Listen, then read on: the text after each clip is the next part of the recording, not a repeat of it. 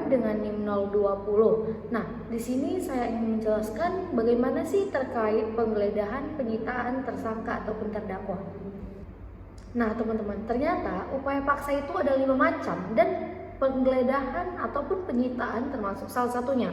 Nah, di sini ada 5 macam upaya paksa, yaitu penangkapan, penahanan, penggeledahan, penyitaan, dan yang terakhir ada pemeriksaan surat.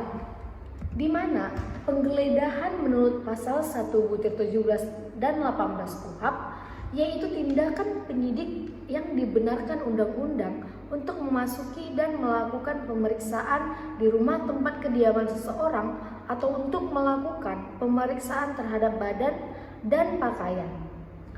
Nah, selanjutnya itu apa sih maksud dan tujuan dari penggeledahan? Nah, di sini dikatakan untuk mendapatkan bukti-bukti atau barang bukti. Yang kedua, untuk melakukan tindakan-tindakan penangkapan terhadap tersangka.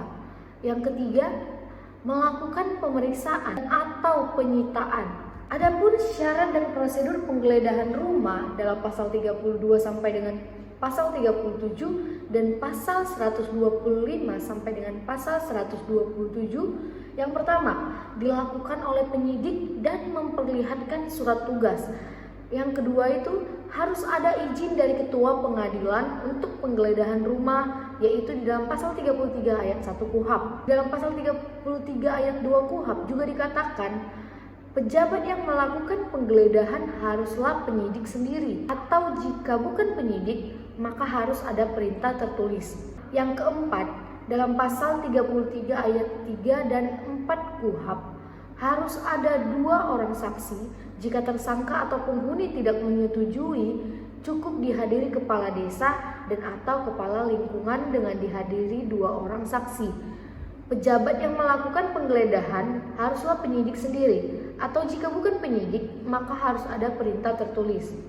Nah, di dalam pasal 33 ayat 5 KUHP yang kelima itu, proses penggeledahan wajib dibuatkan berita acara yang salinannya disampaikan kepada pemilik atau penghuni rumah dalam waktu paling lama 2 hari setelah penggeledahan. Untuk yang keenam, dalam hal penyidik melakukan penggeledahan tersebut, penyidik tidak diperkenankan memeriksa atau menyita surat, buku, dan tulisan lain yang tidak merupakan benda yang berhubungan dengan tindak pidana yang bersangkutan, kecuali benda yang berhubungan dengan tindak pidana yang bersangkutan atau yang diduga telah dipergunakan untuk melakukan tindak pidana tersebut, dan untuk wajib segera melaporkan kepada ketua pengadilan. Nah, ini terdapat di dalam pasal 34 ayat 2 KUHP.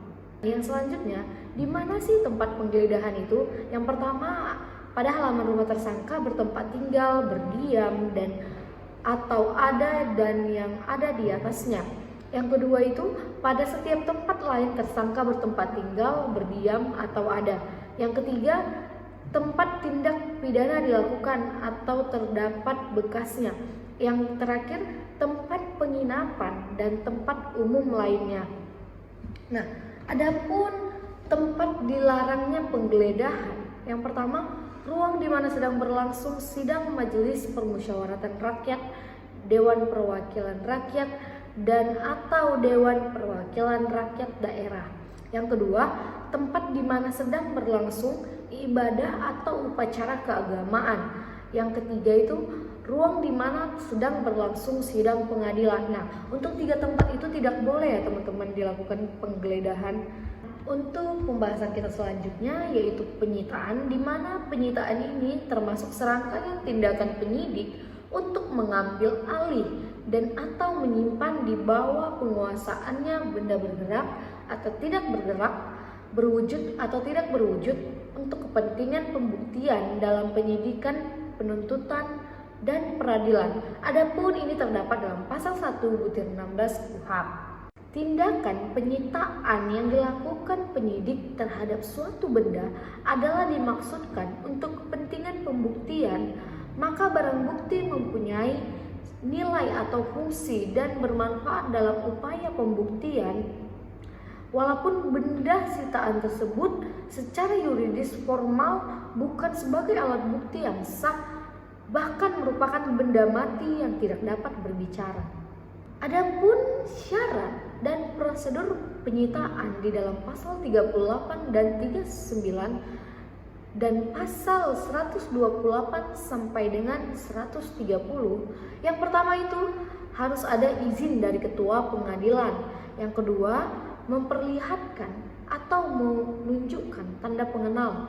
Yang ketiga, memperlihatkan benda yang akan disita dimanapun ini terdapat dalam pasal 129 KUHP.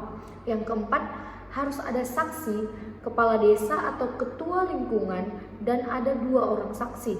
Yang kelima itu, dalam hal sangat perlu dan mendesak dapat dilakukan tanpa izin dulu. Setelah itu wajib melapor kepada ketua pengadilan negeri untuk mendapat persetujuan. Dan yang keenam, penyidik wajib membuat berita acara penyitaan pada hari penyitaan yang sekurang-kurangnya memuat A. Nama, jenis, dan jumlah barang atau benda berharga lainnya yang disita. Untuk yang B itu keterangan tempat, waktu, hari, tanggal, bulan, tahun yang dilakukan penyitaan tersebut. Yang C, keterangan mengenai pemilik atau yang menguasai barang atau benda berharga lain tersebut.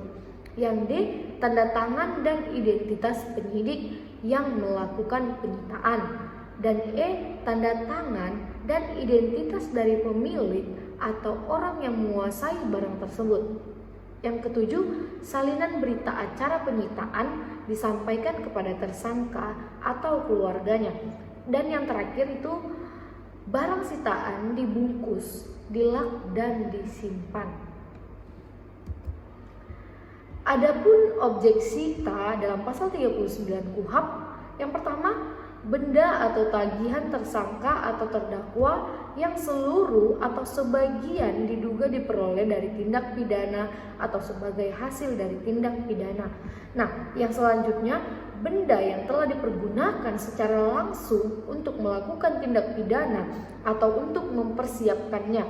Yang ketiga dia, benda yang dipergunakan untuk menghalang-halangi penyidikan tindak pidana. Yang keempat, benda yang khusus dibuat untuk diperuntukkan melakukan tindak pidana. Yang terakhir, benda lain yang mempunyai hubungan langsung dengan tindak pidana yang dilakukan.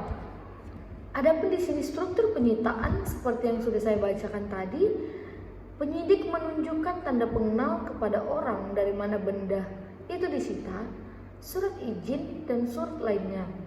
Kemudian tersangka, keluarga, kepala lingkungan, kepala desa itu diperlihatkan benda yang disita. Kemudian buat berita acara dibacakan dan ditandatangani tersangka atau keluarganya. Tanda tangan turunan berita acara diberikan kepada yang bersangkutan, keluarga, kepala desa. Kemudian jika menolak menandatangani, harus ditulis alasannya. Pengurus benda sitaan dibungkus, dilap, dan disimpan. Untuk penyitaan surat terjadi karena adanya dugaan kuat dapat diperoleh keterangan dari surat, buku, daftar. Nah, ini untuk penyitaan surat dilakukan karena adanya dugaan kuat dapat diperoleh keterangan dari surat, buku, daftar. Ini terdapat dalam pasal 131 KUHP ayat 1. Kemudian segera pergi melakukan geledah dan sita. Jika terdapat surat palsu atau dipalsukan, pihak berwenang dapat meminta keterangan dari ahli. Penggeledahan dan penyitaan ini dilakukan. Selanjutnya perlu surat asli sebagai pembanding. Kemudian izin ketua pengadilan untuk meminta surat asli dari pejabat yang bersangkutan, di mana pejabat penyimpan wajib menyerahkan. Jika tidak, dikirimkan penyidik berwenang untuk mengambilnya. Mungkin sekian dari presentasi saya untuk mata kuliah Hukum Acara Pidana. yang berjudul penggeledahan, penyitaan tersangka ataupun terdakwa. Semoga teman-teman dapat memahami dan mengerti. Jika ada yang mau ditanyakan, silakan tulis di kolom komentar. Terima kasih.